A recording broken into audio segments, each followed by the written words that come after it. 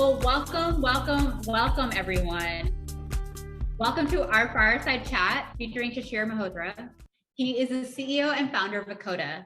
Shishir has an impressive resume, including serving as the board of directors on Spotify and being a longtime executive at YouTube.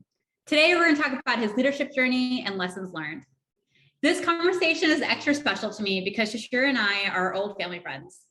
And he was that kid growing up, which all the parents were like, look at what Shishir's doing. He's so impressive. You should think about going down his path. And he has not failed to impress. He is a role model, incredibly smart, kind, driven, and thoughtful. This is going to be a really awesome conversation. I am so excited. Hi, everyone. I'm Shivani. I am the CEO and founder of Ascend, where we offer an online leadership program for women. When I first became a manager, I learned the critical skills to lead and get buy-in by making a ton of mistakes. So I created a leadership program that I wish I had access to when I was making that transition. Our mission at Ascend is to elevate thousands of women into leadership. That's a big way we're going to create the change that we can see in today's workplaces. And we're doing it. We've had women from companies like Google, Slack, Peloton, Starbucks come out of the program feeling much more confident, actually being able to get buy-in from difficult stakeholders, and growing faster in their careers, including getting promoted. So much of the program is cured by senior leaders who have actually been through the challenges that you're facing now. And that's why we host these fireside chats.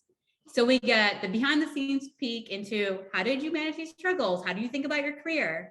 And so that's why I'm so pumped to talk to Shishir today. Shishir, thanks so much for joining us. Thank you for having me. Thank you for the wonderful introduction. Of course, well deserved.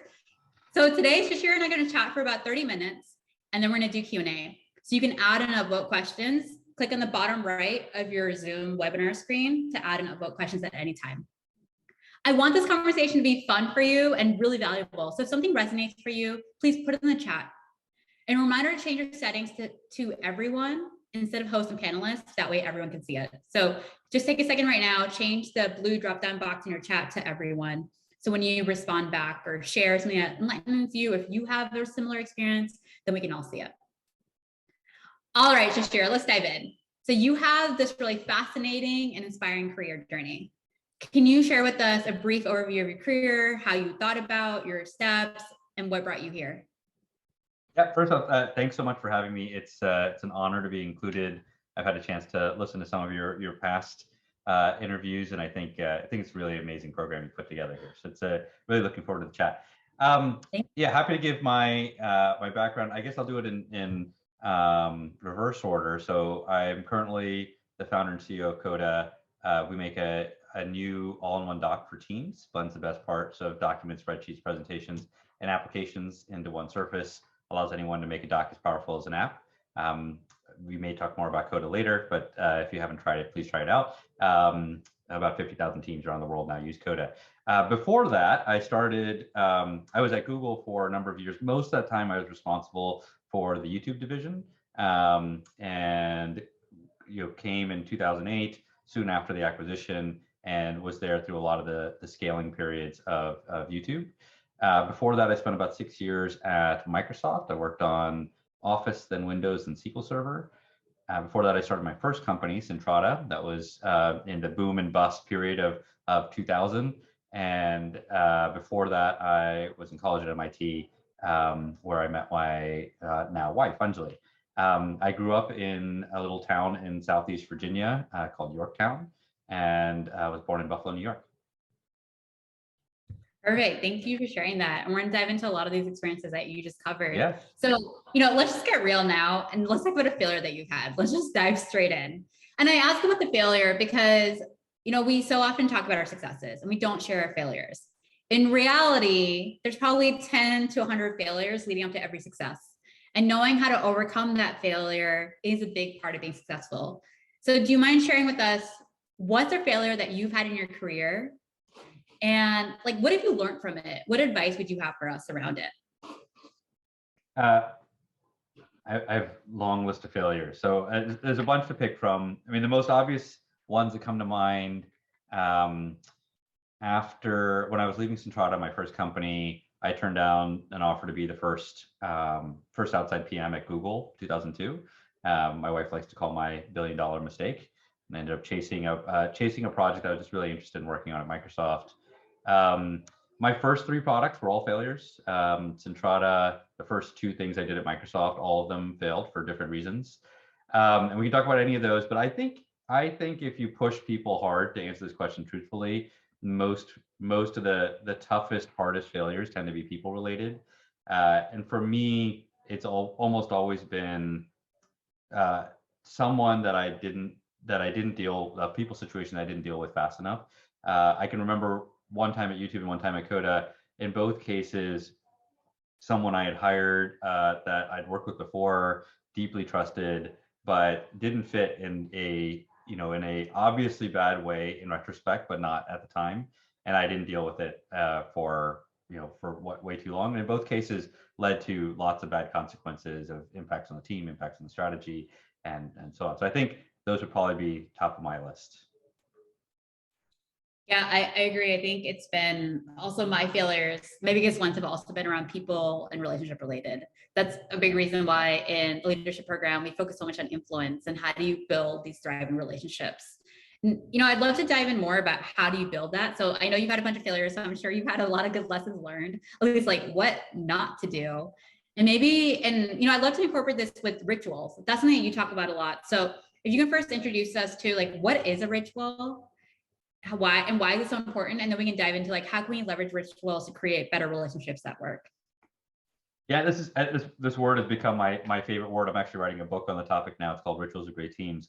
But the start of this came from an old friend and mentor of mine, this guy Bing Gordon. And for people that aren't familiar, Bing was one of the founders of Electronic Arts. He's now on the board of Zynga and Amazon and all sorts of interesting companies. He's a very prominent Silicon Valley investor, works for Kleiner Perkins now.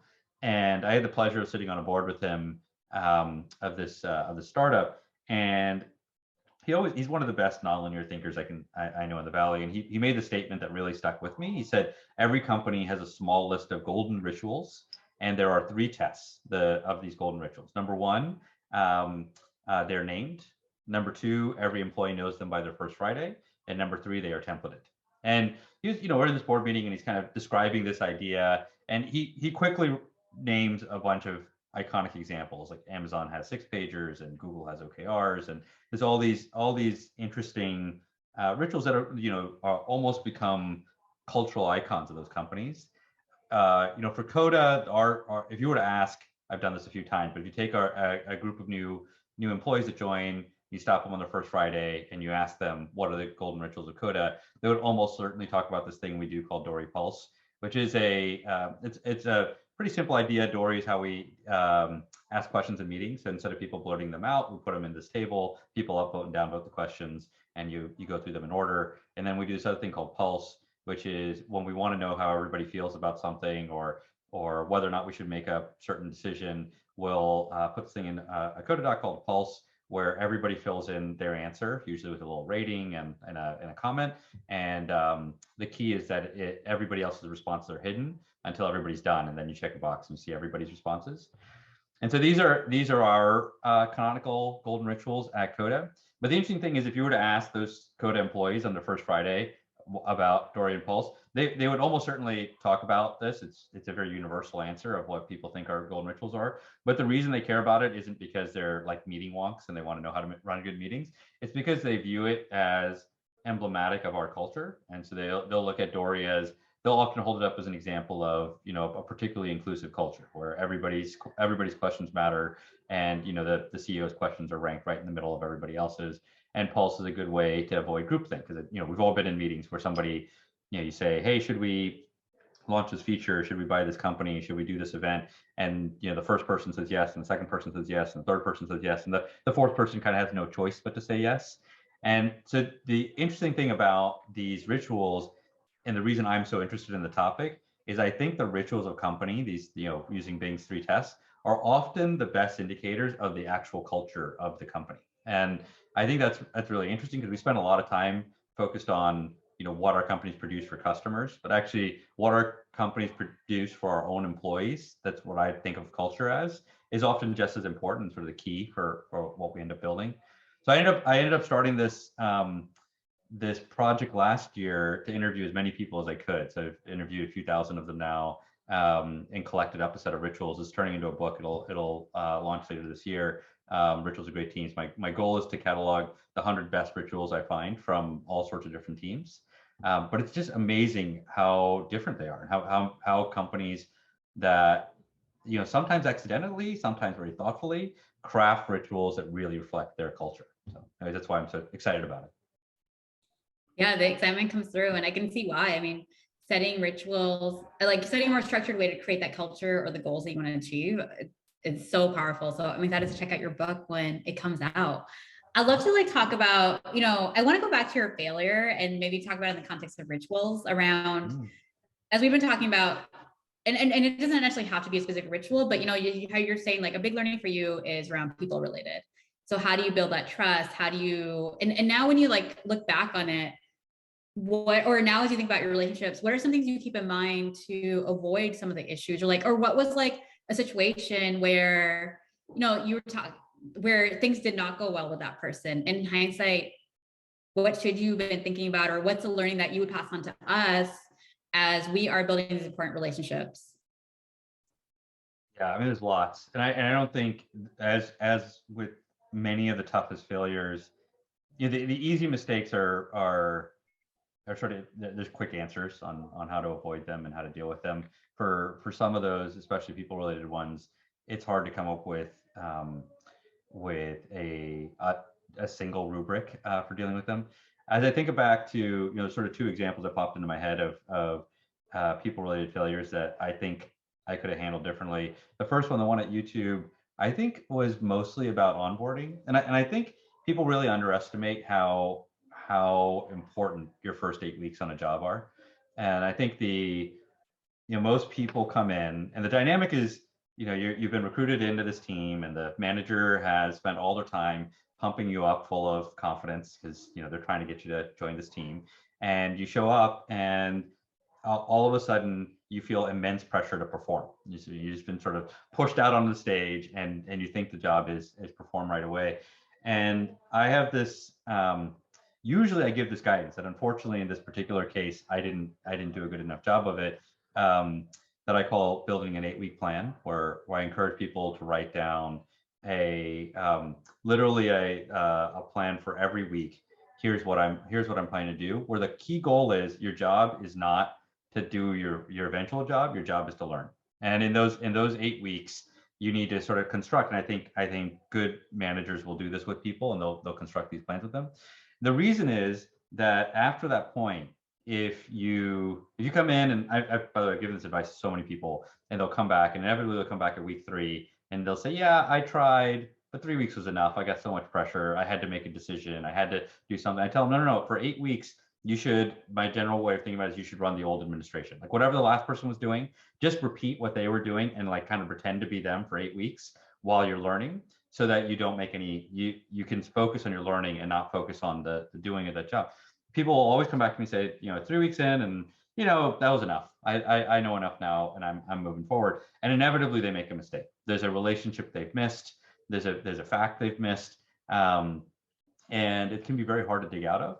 And more importantly, they didn't learn the things they really needed to learn. And so then they get to that 8-week point, and somebody asks them, hey, what do you think about this decision that we're making, or this metric going down? And they don't even know what that metric means. And now all of a sudden they're left sort of reeling.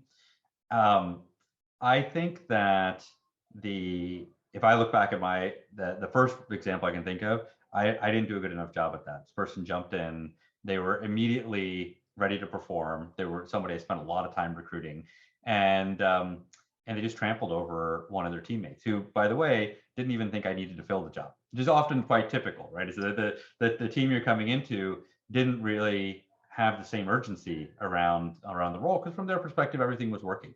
I think that's very typical. So onboarding, I think, is really underestimated as an important way for people to fit in a team. And I think the pressure is often on the employee, but actually the manager's ability to create space for that person on board is really important. And most people don't do a good job. I've seen so many, especially Google executives, for some reason, float into new companies, and the ones that flunk out in 3 months, mostly cases, they just did a crappy job onboarding. The other case I was thinking of is trickier. This is a person that I'd worked with many times in the past. In that case, I think we did actually do pretty good onboarding. But there just ended up being a cultural mismatch between how this person wanted to interact with the team and wanted the team to run and how I wanted to do it. And in that case, I didn't even spot it. I have this really close advisor, this guy Quentin Clark, who's on my board here at Coda, but I've known him for years. He was my boss at Microsoft. Actually, as a fun side note, when you're starting a company, one of the best choices you get to make is who your independent board members are going to be. And I often tell people that choice is kind of like picking your boss. It's like, your investors, there's a lot of other considerations when you're picking your investors, but for that one spot, you kind of pick, this is the person that I'd like to treat as close to as possible as my boss. So Alex and I, my co-founder at Coda, we made a list of all our past bosses and just went through the list and said, not who did we like most, but who did we feel like brought out the best in us? Who did we listen to the most? And so Quentin was on that list.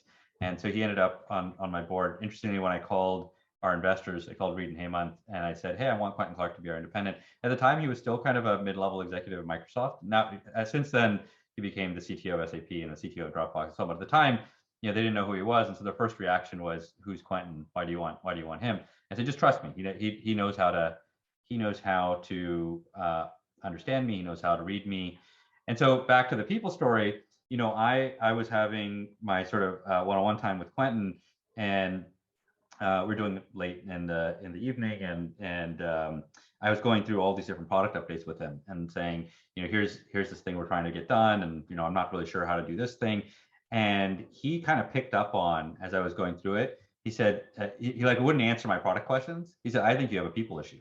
And I said, why? And he said, because you kept mentioning this person's name, that you kept mentioning that hey, you would do it, but this person is like not aligned or is thinks about it differently. And I think you have a real issue there, and you have to go deal with it. So in the first case, I would say I did a poor job of onboarding. In the second case, I probably didn't listen close enough to my mentor. So he told me all this. I disagreed with him and told him, no, it's just a product issue. I'll deal with it. I waited 6 more months before I actually dealt with the problem, and ended up, unfortunately parting ways with the person. In the meantime, lost 4 other great employees who were so frustrated with the choices we were making. So anyway, I think the toughest ones tend to be people related, and those two, my reflection of what I could have done differently in each case. My guess is the next time it won't repeat either of those. It'll be something different, but those tend to be the toughest failures. Yeah, thanks so much for sharing that. I love both those examples. Flipping onboarding on its head. To your point, I think we often think onboarding is the person's responsibility who's joining the team, but actually it's the manager, and it's your job to not put pressure on them, and remove any pressure to hey, you have to start performing now, or take that space. And on the second part, yeah, exactly. I know because usually also when we're hiring someone, it's we desperately need someone to come and take things on. And so it's you want them to start day one, but then you also know that's not the long-term solution. And so it's but as a manager, that's such a good call that you made around you have to just be mindful of that. And you're the one who has to set that expectation and continue to reinforce it, because that person can flip up. It's particularly hard for executives. I think we often build onboarding programs for our sort of dominant roles, because there's enough of them that there's an engineering bootcamp program, or there's a sales bootcamp program. There's those roles, they tend to figure out that this is how we should onboard people. But executives, we don't do that. We don't put themselves in a position of onboarding. There's often so much pressure. There's people dynamics. So there's a bunch of people there that their peers and their team, their new reports, all feel like, hey, who's this person that the boss thinks is so amazing? Let's see how good they are. And they're skeptical generally. Hopefully they were involved in the interview process, but even if you are, there's a natural human emotion to be a little bit skeptical of the new person. So I think it's really important to give them space to earn their spot. Yeah, for sure. 100% agree. And the other example you were talking about, where your mentor called out this issue and you're like, no, it's fine. It's this other, actually, that's not the problem. I think that happens to so many of us where we're so sure, or maybe sometimes it's even, I know for myself, sometimes it's often been my ego getting in the way. And it's been no, that's not it. I made the right decision for this person. How do you, whether it's ego, whether it's something else, now, what are some things you use to get yourself out of your own head and to actually take that more objective lens? A lot of people seek out mentors and have their advisory councils and so on. And I think one mistake people make is they go really broad with their mentors and not very deep. I know that some people really swear by therapy. I haven't had a chance to do much therapy, but I think for some people, like having an official coach or a therapist, someone can help. But for me, it's really important to have a really, really small group of people that you're going to really let in to your thought process. And like in that really vulnerable, here's how I'm feeling, make sure that they can understand. They have to have enough distance from you. My first mentor unfortunately passed away. It's a guy named Bill Campbell, who since then they wrote a nice book about him called $1 Trillion Coach. He's it became very famous, but he also had that same knack for just being able to spot what I was thinking but not saying. And I think you have to find that person, and then you have to trust them. And you have to listen when they say, this is what I'm actually interpreting. It's just hard to know yourself. So that's one thing I'd say. The other thing I'd say is, for anybody who doesn't journal, I highly recommend pick whatever tool of, do it on paper, do it in your digital notebook, do it in Coda doc. However, obviously I do it in Coda, but and you don't have to do it. I don't think it's important to do it daily. Some people really swear by the daily journaling method. But I do it, actually, interestingly, I mostly do it when I'm on trips. Like we'll go, work trip or personal trip, and I'll sit on the plane. I'll just open it up and I'll just write down, here's how I'm feeling. And then I'll go back and I'll read the last 20 of them and just say hey, why did I feel like that 4 times in a row? And then you'll introspect a little bit, and you need to, if you can't do it with a person, you can also do it with yourself. But I think journaling can be very helpful. Just get it out of your head, write it down. It forces you clarity of what are you really thinking, reorder it a bit and say, that one is showing up over and over again. And you can let it go. I mean, so you write it down, this sucks. And then you kind of, but if you see it coming over and over again, or you write down a remedy and you say, I think I should try this. I listened to Shivani's series and this person said this, I'm going to try it. And it doesn't work. Then you come back to it and say, maybe I should try something a little bit different. I love that. Find a great mentor and journal. Yeah. And I was going to say, I love that you gave both these solutions have worked for you. So, if you're not someone who has a current mentor, spend the effort to try to find one, but then don't just use as an excuse of oh, well, I can't solve this problem. Cause no, you can go journal, you can go find something else to help you reflect. I've personally found therapy super helpful, and having that small group of basically my board of advisors where I can throw things out to. It feels judgment-free. They have enough context and just help me get out of my head. And then also the reflections, to your point, you see common themes and you're oh, okay, well, I should probably dig more into this, or why is this happening? Right. Along the themes of, as we're talking about relationships and, building better relationships with people, I'd love to talk about how do you inspire and motivate your teams? I think you're someone who is really beloved by your teams, and you're really thoughtful around this. So what's your ritual that you use to rally and motivate your teams? So I have a book recommendation. So there's my favorite book. It's this one. It's called Switch by the Chip and props also. Perfect. It's I have a whole box of them over there, so I send them to people all the time. If I could recommend 5 books, this would take 2 slots. It's a really good book.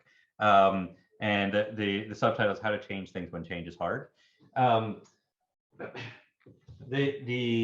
The book has this, and I have a recommendation when you read the book. So when you read the book, my suggestion is make a list of things you're trying to change. And it could be something in your personal life, it could be something with a team, it could be something in a market, it could be something in the world, it could be whatever it is. And then the book is a very well structured book. Just tick off which technique you've tried and which ones you haven't. And what you'll find, so the analogy in the book, I won't give the whole book away, but the analogy in the book is a rider on an elephant on a path, and all their techniques fit in one of 3 buckets. You're either directing the rider, you're telling them where to go, you're motivating the elephant, you're creating energy for them, or you're shaping the path and you're setting it up so that the elephant can only go this way. And each of those techniques are very different, right? The directing is instruction led, Motivating the elephant tends to be emotion-led. Shaping the path tends to be structure-led, often ritual-led. Like I'm going to set it up. I want a more inclusive team, and I'm just going to set it up so that you can't see everybody else's responses when you're going through it. That book is super helpful and as a way to think about change in general. And as you think about motivating your team, I think it's, every time I've read it, I've found myself thinking about, okay, that's a technique we haven't tried. And everybody, by the way, as you go through it, you'll realize that everybody has their bias. I run to this technique all the time, and you want to encourage people to like kind of break off and pick a different technique that they may not have been trying. So one really good example from my past was this thing we did at YouTube called the Billion Hour Goal. And this is something, it's been written about a few times now, but basically the story was 2012. YouTube had gone from this, an anticipated failure. Like when I got there in 2008, everybody thought YouTube was Google's first mistake. I mean, I know many people don't remember this period, but Google had this string of amazing acquisitions. The teams that became Maps and Google Docs and so on. All those were acquisitions, and we bought YouTube, and YouTube was $1.6 billion, and we were losing billions of dollars a year, and it was full of grainy videos and big lawsuits. And literally, my conversation with the CFO every quarter was, how do we get rid of this thing? Who else wanted to buy it? Can we spin it out? Can we sell it to someone else? I know it sounds crazy now, but that's what our first few years at YouTube were like. And so you get to 2012, so we're like 4 years in, and all of a sudden we had a very different problem. Like we had mostly won. All the other video hosting properties out there were all like tiny by comparison. Most people don't even remember companies like Dailymotion and Vimeo and so on that we had sort of won. And the team was kind of adrift, and it was like not very clear what they should be working on. And we spent most of our time using the switch framework. We spent most of our time directing the writer and shaping the path. And we'd have all these debates about what the goal should be and what should the OKRs be and what should we call this. Our management technique was this thing we called big rocks. Or we were like shaping the path, and we set up these metrics and figure out how to get people headed a certain way. But the team was clearly lost. I mean, we weren't able to make decisions very fast. The quality of ideas we were seeing from the team weren't very good. We were seeing it in our hiring, that like the types of people who were joining versus the types of people that were turning us down. There's lots of indications to us that this was not, we're not quite in the right spot.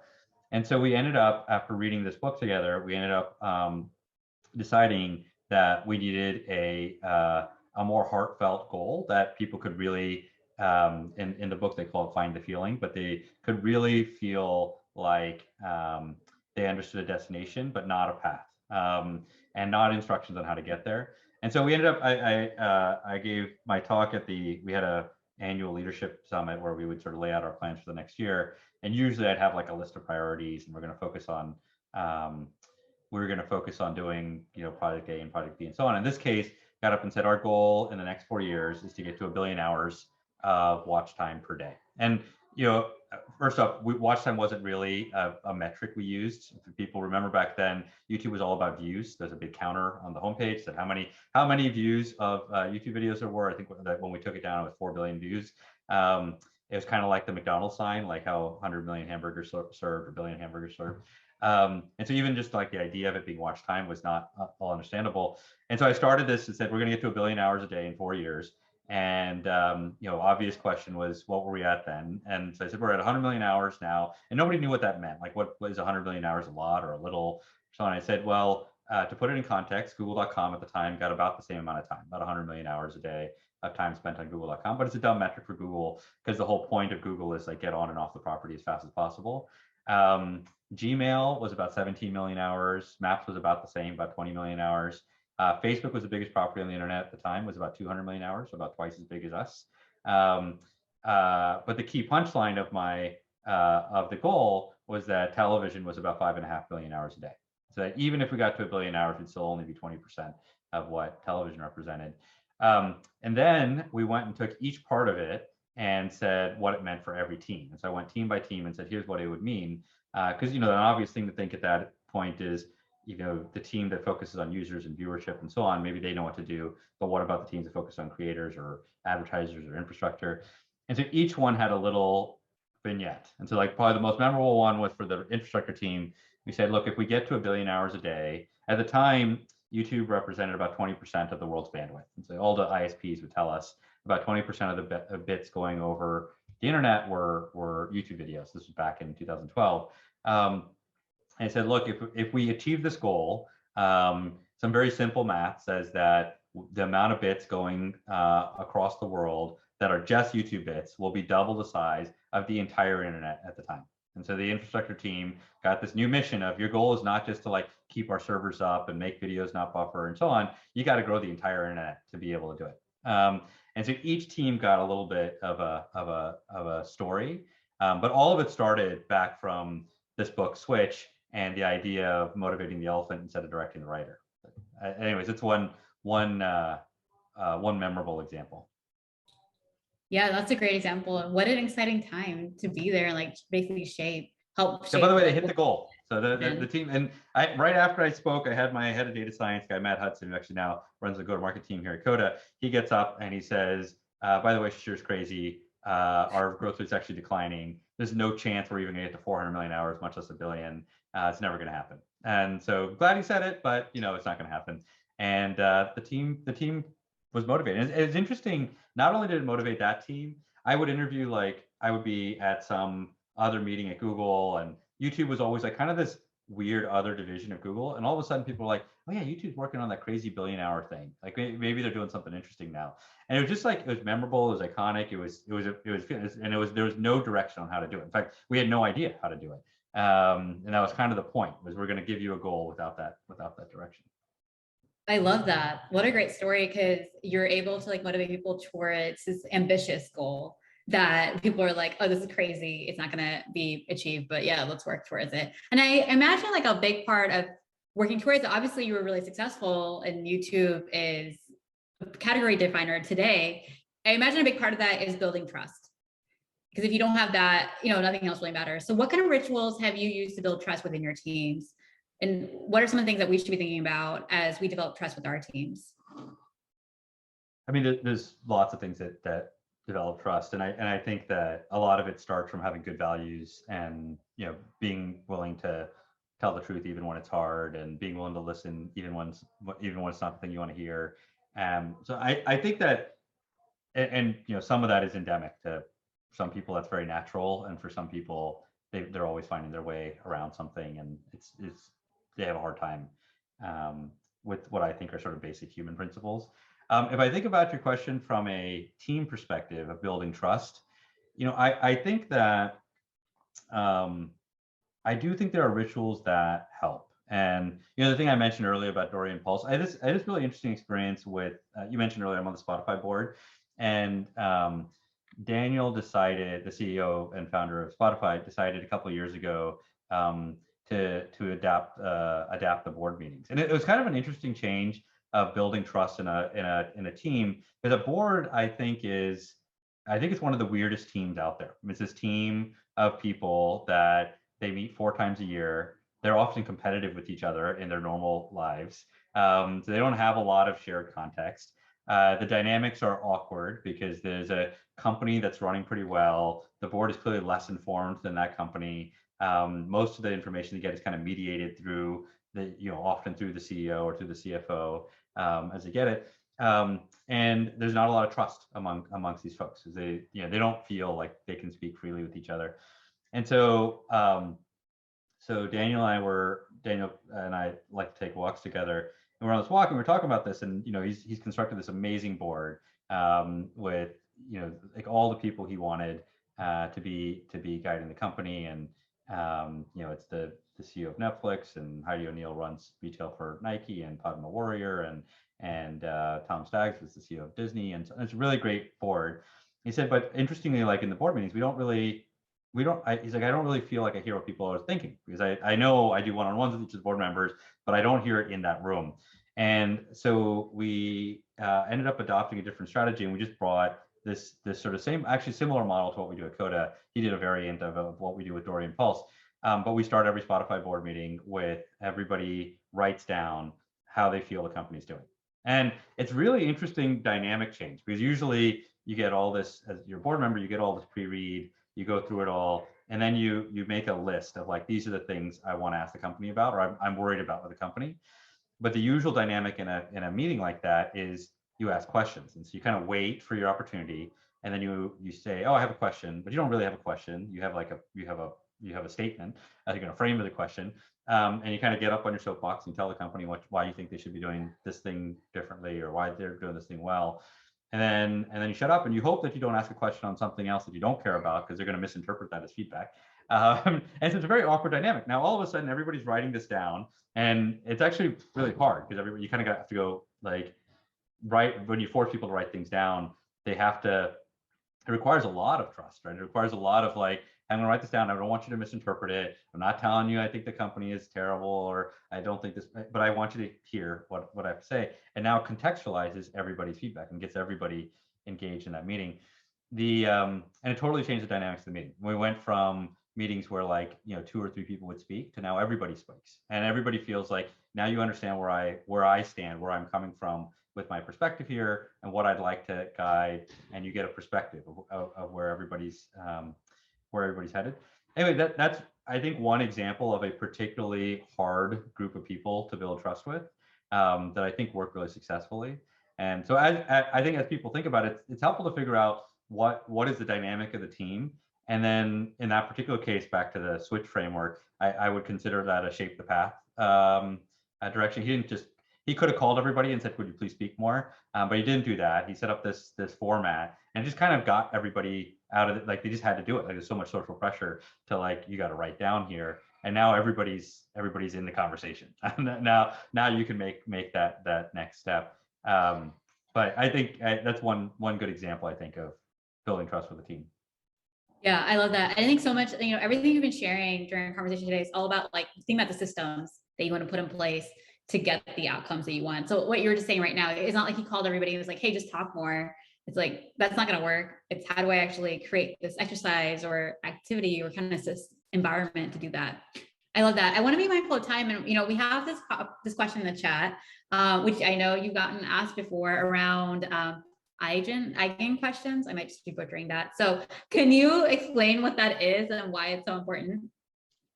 Eigen question. I love, and the question even framed it as a Modern Family question, which I think is that's how I refer to it.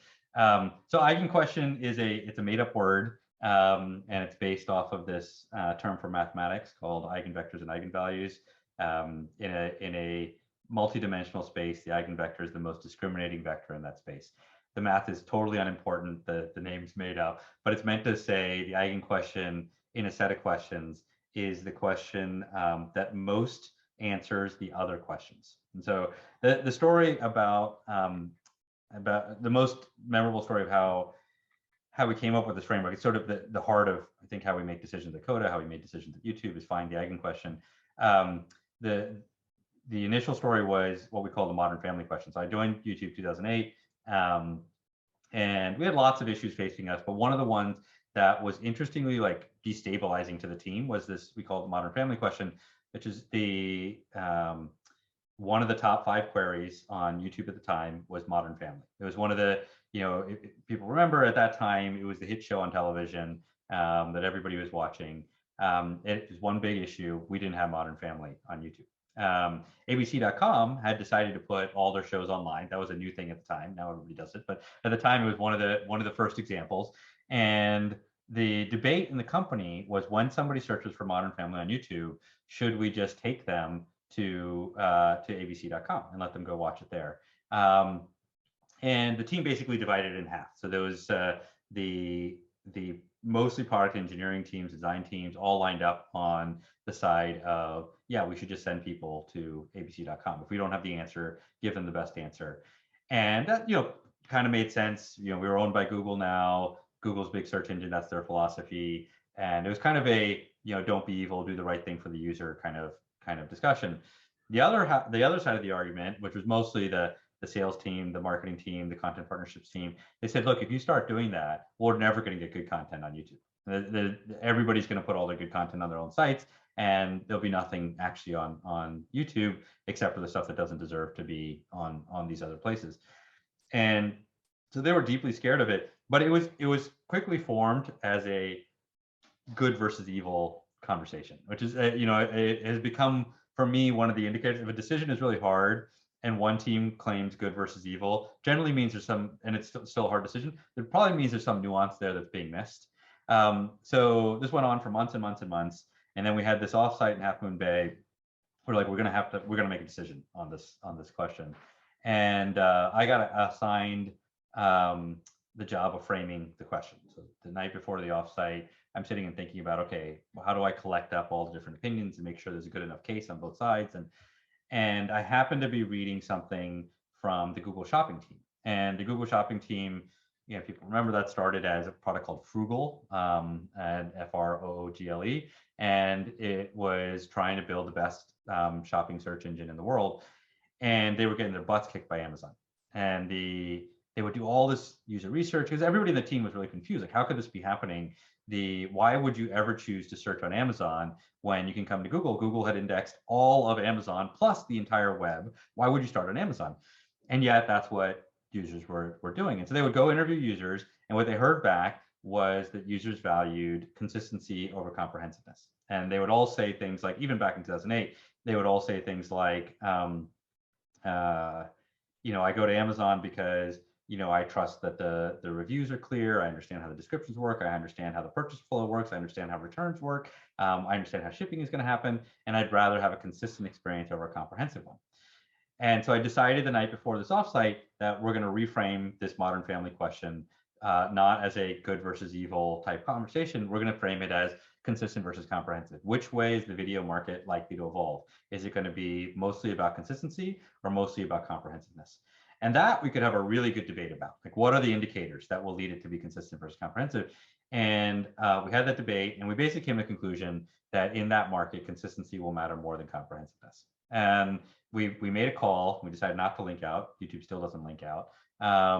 And we also decided 18 other things. We had all these embed players on YouTube. We got rid of all of them. Probably the most iconic thing we did was back then our iOS app on the iPhone was built by Apple. It's when the iPhone came out, there was no app store, and they wanted YouTube on the iPhone, so they built the first YouTube version, and we had never taken it back, and they had not been able to keep up, and almost half the YouTube catalog didn't actually play back on iPhones. So I drove down to Cupertino, sat with Scott Forstall and Phil Schiller, and I said, hey, we want the iPhone, we want the development of the YouTube iPhone app back.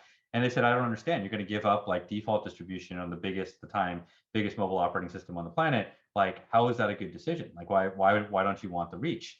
And I said, well, we have this philosophy. We say consistent is more important than comprehensive. So I'd rather be on less phones with a consistent experience than be on all of them with an inconsistent experience.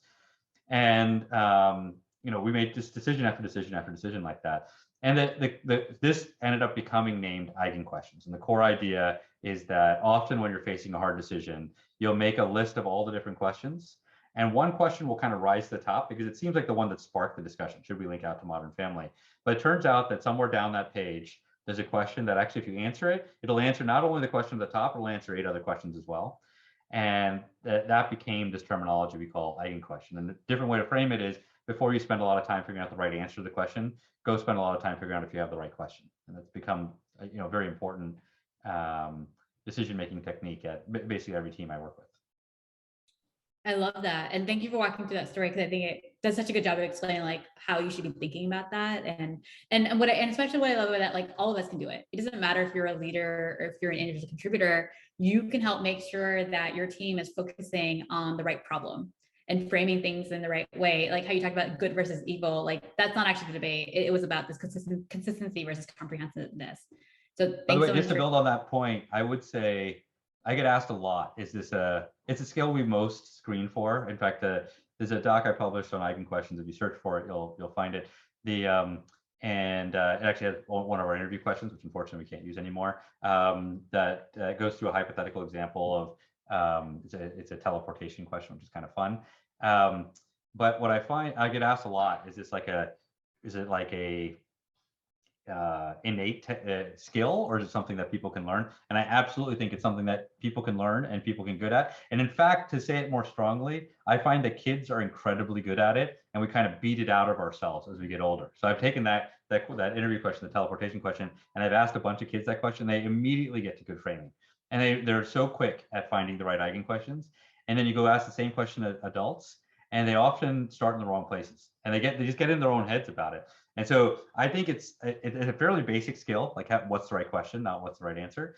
And I think it's something that can be practiced. And what I would encourage is practice in low pressure. Don't practice on your actual job, because it's too much pressure. It's kind of like, if you're learning an instrument or you're learning a sport or so on, you don't want to do all of your practicing in like at the recital or at actual game time. You do practice in a safe space. And same thing, as you practice Eigen questions, pick examples that are not in your day-to-day work, and you can get better at it. And I think it's something that we spend a lot of time at Coda, but it's something that I think it helps people in general. It's a good life skill to be able to ask the right question. It helps in all sorts of aspects of life, and it's a very learnable skill. I love that. 100% agree. And it reduces so much churn, because if you're solving for the wrong thing, then even if you reach a conclusion faster, you're going to have issues down the line. And whether it's your personal life or your work life. So I love that tip around like, do this in low stakes situations, right. Understand the skill, and then go take it to the high stakes situation. Shishir, right. Thank you so much for joining us. This has been amazing. Like, you've dropped like wisdom bomb after wisdom bomb about like leadership, trust, motivating teams. Like, so huge thank you for joining us. Thank you so much for having me. Great questions. Awesome. Yeah, this was a really great conversation. And thank you to everyone for joining and listening in, for your great questions, for your chats. I can see some of it's been helpful to see what takeaways been resonating for you. I think especially this last question really landed for people. And if you really enjoyed this conversation, you're like, I want to start developing these skills. I want to learn how to build trust, motivate my team, build better relationships, have influence. And you want to do this to be along with the community of like-minded women and learn with them, then I'd love for you to come join us in the Ascends Leadership Program for Women. If you want to find out more about it and apply, we're going to drop the link in the chat. The waitlist is currently open, so you can join that for the program starting in a few weeks. And with that, Shishir, thank you again. We will send out the recording for this chat so you can go back and rewatch it. I know I definitely will. There's so many good nuggets in there. And thank you, everyone. Stay well and take care. Bye, everyone. Bye. Thank you.